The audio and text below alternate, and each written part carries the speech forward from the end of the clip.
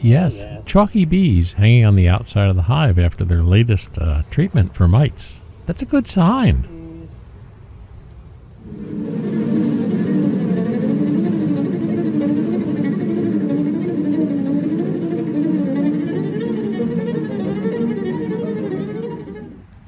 Since I intended to feed the honey back to the bees when I extracted this year, I didn't bother filter it. Instead, it went right into the buckets from the extractors.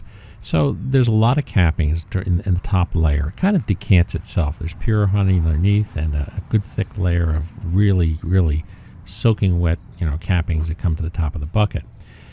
What I'm doing here is I've put them in these banana bread pans. They fit about 20 ounces of honey in each of them, and I'm covering them over with a little bit of dry cappings. And my hope is that when I put these in the hives, the bees will be able to stand on these dry cappings and eat the honey, and each one's going to get about 20 ounces of honey. Today's video is going to be a little shorter than normal because there isn't really too much to this other than feeding the bees, and I'm also going to pull the whiteboards. We've now done the second oxalic acid treatment, and I want to see, if that's knocked back things. I mean, we know hive number 1 was polluted with mites, and that's what I'm going to look at, the whiteboard on hive number 1.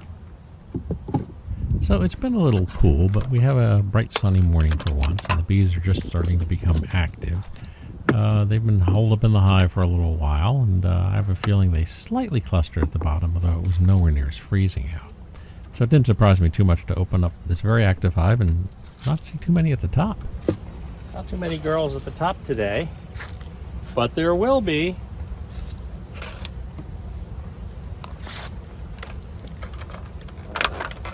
Boy, will there ever be.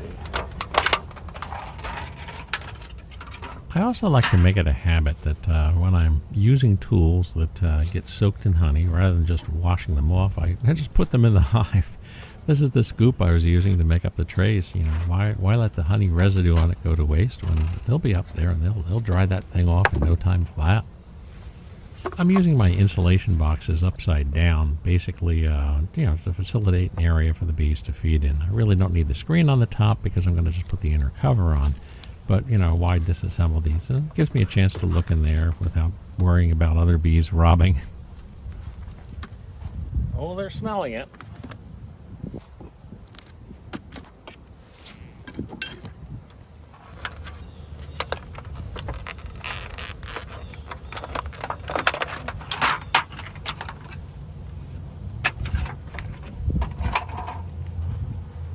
Oh, girls, have we got a treat for you? Once you figure that's not there. My plan is to refill the trays and leave the cappings on top of them and keep feeding them honey until they're not taking it anymore, at which point we'll switch over to hard candy.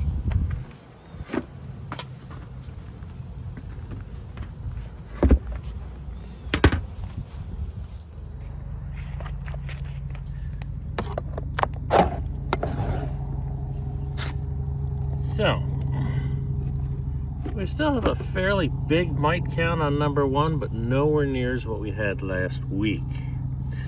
We have several more treatments that we're going to hit this hive with. I want to go over to number 4.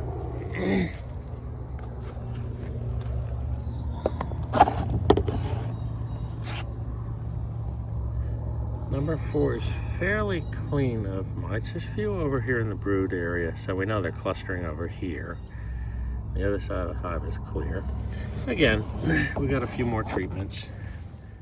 So the morning after, we still have mites, and we've got at least 2 more treatments that are going to occur to these hives in the next couple of weeks.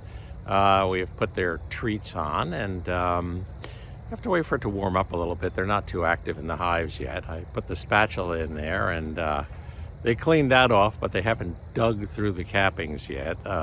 I'm sure they'll enjoy doing that once they figure out there's honey under those cappings. Until next week, remember, like and subscribe. It really does help us out, and we'll see you next week. Bye-bye.